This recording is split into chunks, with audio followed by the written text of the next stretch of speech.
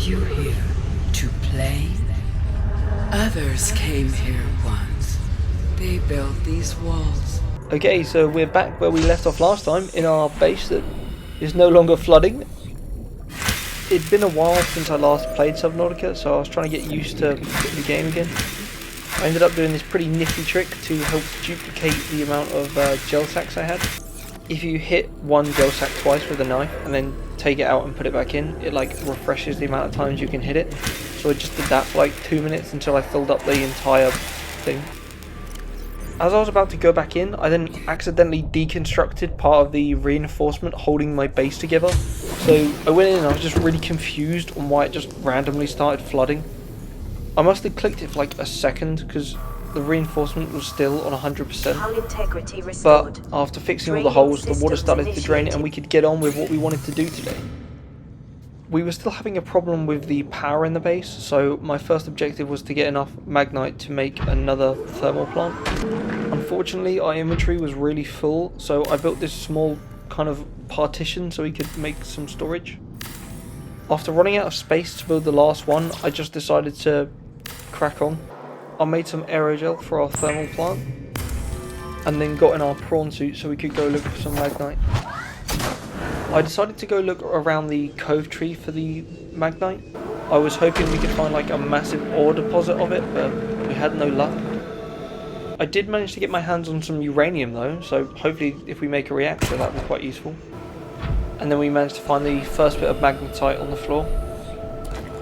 With this we were able to widen our scanner room's range so we could actually get it to scan for this stuff. I ended up crafting 2 of them, hoping that it would increase the range just a bit more. And then with that we were able to scan for magnetite, and it was so much easier to get after that. We could just pick it up so quickly. When we got back to our base, these 2 like glowing eel things I guess just decided to jump me, so I gave them a bit of drill treatment. Those guys just kept like circling my base, so every so often I just randomly get attacked by them, which was quite annoying.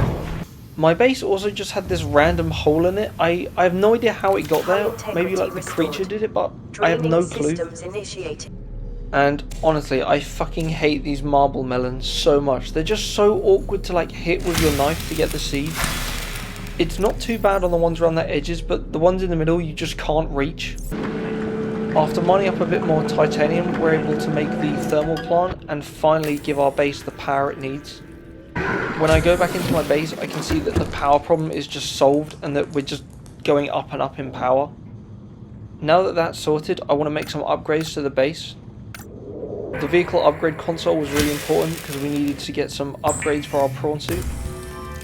We were going to need a lot of copper wire for the computer chips and the copper wire itself. So I made what I could while I was waiting for that to scan. After mining up the copper, we made the copper wire that we needed and then was able to make the vehicle upgrade station, as well as the battery charger. And the final bit we needed to get was the modification station. For that we needed a diamond and a bit of lead from a chest. But we managed to get that done pretty quick so we could start making some upgrades for our prawn suit. I want to be able to craft both the thermal reactor and the jet jump upgrades so we can explore a bit easier and have the prawn suit charge for us. Unfortunately, our scanner room wasn't showing us any crystalline sulfur, so we had to go and look for it manually. This meant getting back in our prawn suit and climbing back up that bloody waterfall thing. Hopefully when we can actually craft the jet jump, this won't be as annoying to get up to anymore. We managed to find everything quite quickly up here, even though we didn't have a scanner room showing us where it all was. For some reason I found these 2 little like ore deposits inside of each other, and then I found another 2 like directly after, which was, I'd never seen it before, it was just really weird. But after picking up everything we needed, we were able to head back, where I get attacked by another one of these weird like ghost eel things, and I give it a piece of my thermal knife now that I remember I'd actually got that thing.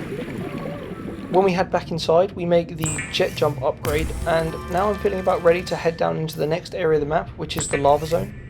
I make a hull reinforcement as well because there's going to be a lot of predators down there and I'm quite scared of them. One good thing about the marble melons though is they give you good food and water. Other than that, they're just the biggest pain in the arse. I can't wait to get rid of them. Now that we were stocked up on both food and water, we could head to the lava zone without worrying that we were going to die of like starvation. To find the way down to the lava zone, we went past the kind of ruined alien base that had fallen down. And just underneath this Ghost of Fine's territory is this massive hole that we can jump down, and it takes us right down to where we need to be. It's always pretty scary jumping down here for the first time, because the area you're in just changes so quickly from like a mysterious green to just pure red and lava everywhere. And it's not long before we hear the roar of a sea dragon. The sea dragons were always like super aggressive, and this one shot a fireball at me and then proceeded to like mount the top of my prawn suit, and I just saw its like hand in front of me, and I was running scared. I managed to find the entrance to the middle of this kind of cave network, and I was safe. This is also where we managed to pick up our first bit of kyanite for the thermal reactor we want to make. We picked up quite a few pieces down here before we decided to continue exploring. After making our way through this cave network, I came across this massive base hidden in here. I managed to find this massive stash of iron cubes down here. With these I can make the purple tablets that I need to open this door, so it's very useful. I also put one of the ion cubes that I got into this machine, and it opens up a teleporter. Just to be safe, I go through in my prawn suit to avoid dying on the other side to something. It turns out that this comes out in that massive like mounted island gun that I was in at the start of this game.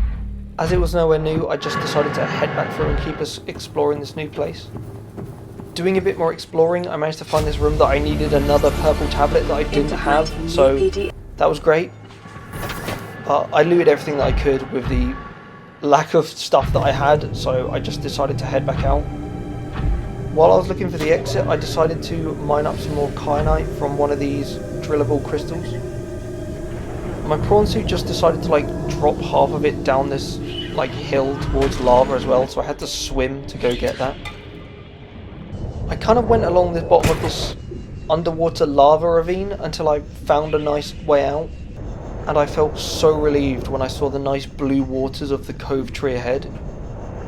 This felt like a much safer way to get up, but it was a lot slower than just going the way I came down. I decided to immediately craft one of those purple tablets I was going to need, as well as getting some water so my character didn't die of thirst again. And I picked up some of the materials I needed for the benzene. We also had to go out and mine a bit more silver with our prawn suit so we could make the wiring kit that we needed. But after that we were able to come up and make the thermal upgrade module, so our prawn suit would now charge when we're in the lower levels where it's nice and hot. To go even deeper into the world though, we were going to need to upgrade our crush step for our prawn suit. And thankfully we got some extra kyanite while we were down there, so it shouldn't be too hard to craft. But of course I had no fucking titanium again because I just used it all. I then got this weird message. Come here, to me. To deal with this hallucinogenic trauma, I just decided to grapple onto a fish for some reason. I then picked up a small amount of titanium so we could make the upgrade that we wanted. My next part was to put together a plan so good that it couldn't go wrong. I wanted to make a little base down into the active lava zone so that we wouldn't have to keep running back up to craft anything. So we got to work gathering materials. And other than me under-preparing how much titanium I was going to need, so I had to go mine a lot more, we basically had everything that we're actually going to need to go down there. Thankfully, I remembered that I was going to need a hatch to actually get into the base. That was nearly a big mistake. I also wanted to take some ghost weed down there just to be a bit prepared for when I need to make the hatching enzymes. So to make it easier, I just picked it up here where I got attacked by this giant crab looking thing. And with that I was ready, so I went straight past my base and I was going down. Calorie intake recommended. Well, I was bound to forget something, let's be real. Because my inventory was full, I had to eat these in the most painful way, just doing it one at a time. But I also picked up some gel sacks just in case the thermal reactor didn't work for some reason. Thankfully the sea dragon had got like stuck in the roof of the tunnel, so we didn't really have to worry about him. And after heading back through these kind of lava cave tunnels, we got back to the door where we needed to use the purple tablet. From this room we needed to get the blue tablet so we could actually get into the next alien base. I even brought one to get us into the room downstairs where we could get the blueprint for the ion batteries. These are just batteries with like a much bigger charge. With that done, it was now time for the next step in my genius plan. I jumped down this massive hole, taking me down to the active lava zone. This place is just like one massive lava lake down here. And even the sea dragon that lives down here was happy to see me. He just had to come and say hello. By that I mean roaring in my fucking ear. I then got another weird telekinetic message from this creature. I am what you seek. Want to help you. And with that message we were able to put in the blue tablet so we could open up the next alien base. But we weren't going to go in yet.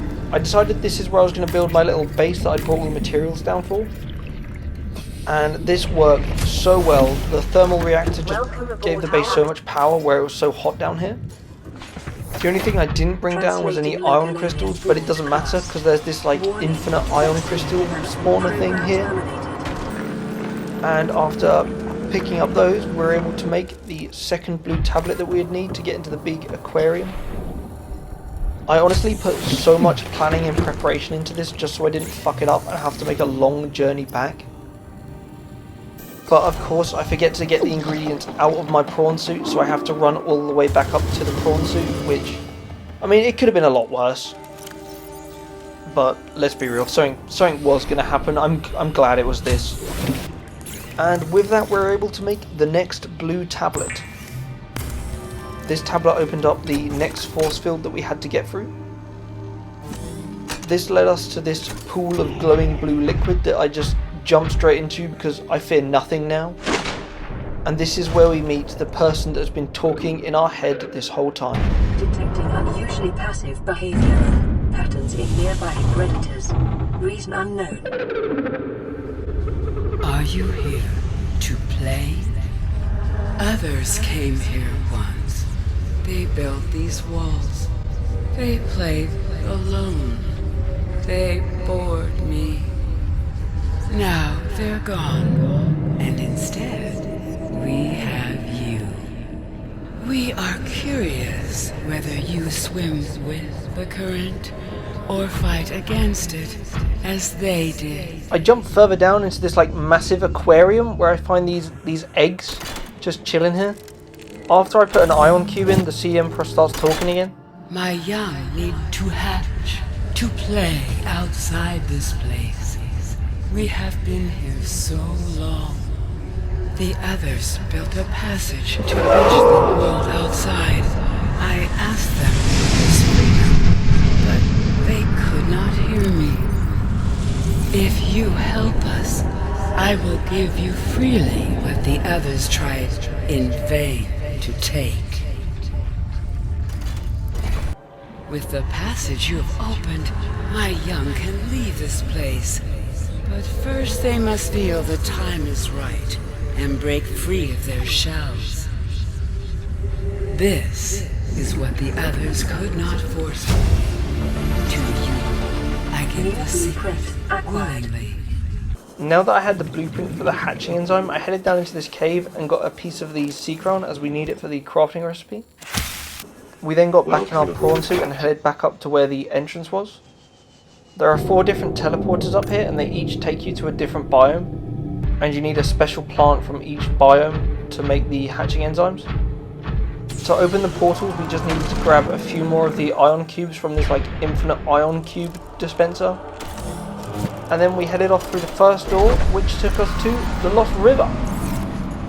The plant I needed from here was the ghost weed, so I just immediately turned around as we'd already picked it up before we came down here. After activating the second portal, we went through to find a biome that I don't actually know what it's called. But thankfully I didn't have to look far for the plant that I needed, as I got out my prawn suit and I saw one almost straight away after leaving. After getting the eye stalk, there was just 2 more plants left to go. This next portal ended up taking us to the bulb zone. And after swimming out and grabbing one of the weird kind of purple ball samples, we were ready to go on to the next one. Now that we only had one left, I quickly activated the portal and went on through. This one ended up taking us to the mushroom forest biome, and after grabbing a little sample of one of these tree mushrooms, we were able to head back and craft the hatching enzymes. And honestly, this base is probably the most prepared I've been for anything, and it feels so good. After jumping back into the weird blue, probably irradiated water, I deposited the hatching enzymes and got to watch the little baby sea emperors be born. And for a while, I thought it would be nice to watch the miracle of life happen. And in all fairness, these little guys do look quite cute. But then I saw a bladderfish and just decided to chase it for no apparent reason. My young are swimming for the shallows. I thank you. Their freedom is my end. What will it be like, I wonder, to go to sleep and never wake up? Perhaps next we meet, I will be an ocean current, carrying seas to a new land, or a creature so small it sees the gaps between the grains of sand. Farewell, friend. I did want to speak over the dialogue that was happening there, but the beige ball I put my hand in and it kind of spread across my skin was the cure to the infection I've got. And after a very long day of curing diseases, I decided to head home. I thought it might be quicker to go through the teleporter and then back through up into the lava castle teleporter. And it also means I get to have a look at this nice cove tree again. This place is so nice. I wish I built my little Lost River base in here. And just like that, we're back at base. And this is where I'm going to leave it for today. I'm sorry that this one took so much longer to come out than some of the other ones. I spent quite a while trying to get used to a new program that I just gave up with and did it on my laptop again anyway. But hopefully the next one won't take this long. But anyway, thank you for watching and I hope you all enjoyed.